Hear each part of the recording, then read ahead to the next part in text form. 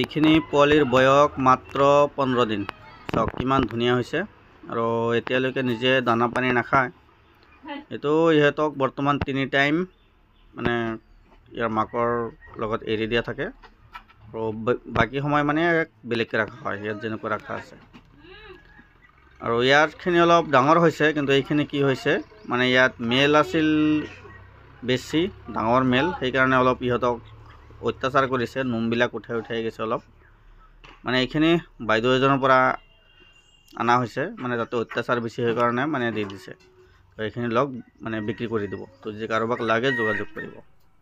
আৰু আমাৰ লগত আছে এইটো কলা বগা মিক্সিং কালাৰ সৰু পোৱালি আছে।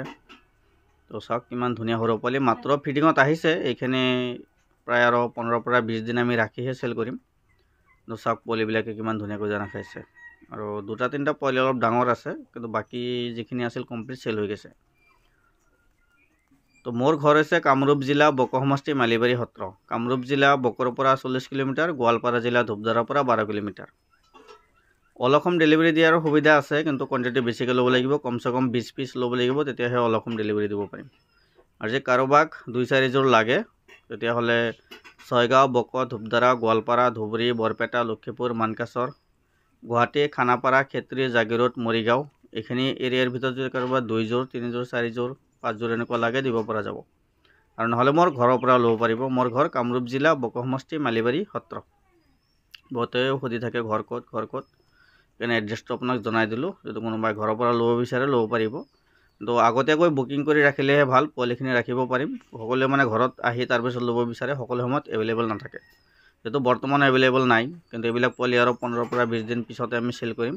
আৰু ইয়াৰ পৰাও বৰ্তমান 5 পিচ বুকিং হৈ আছে।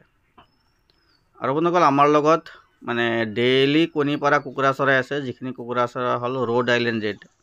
এইখিনি হৈছে ৰ'ড আইলেণ্ড ৰেড আৰেয়াৰ কুকুৰা চৰাই। এইটো এটা লেয়াৰ প্ৰজাতিৰ কুকুৰা চৰাই হয়, আৰু আমাৰ অসমৰ বায়ুমণ্ডলৰ লগত এইটো মিলি যায়। মানে আমাৰ যেনেকুৱা থলুৱা কুকুৰা বাহিৰত এৰি দি আমি পালন কৰোঁ, তেনেকুৱা ছিষ্টেমত এই কুকুৰা চৰাই পালন কৰিব পাৰি। চাওক কিমান ধুনীয়াকৈ তামোল বাগানৰ চাৰিওফালে নেট লগাই ঘেৰাও লগাই দিয়া হৈছে, আৰু ভিতৰত ঘাঁহ বন একো নাই, কমপ্লিট খাই শেষ কৰি দিছে। এই কুকুৰা চৰাই বছৰত 280 পৰা 320টালৈকে কণী পাৰে, আৰু নিজে উমনি নলয়। যদি কাৰোবাক লাগে যোগাযোগ কৰিব, অল অসম ডেলিভাৰী দিয়াৰ সুবিধা আছে।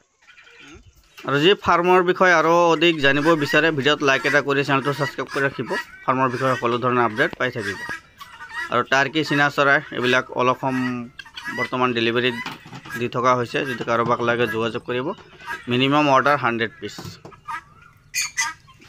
টাৰ্কি যদি লয় 50 পিচ হ'লে দিব পৰা যাব, আৰু গিনিফ্লু ল'লে মিনিমাম 100 পিচ হ'লে দিব পৰা যাব।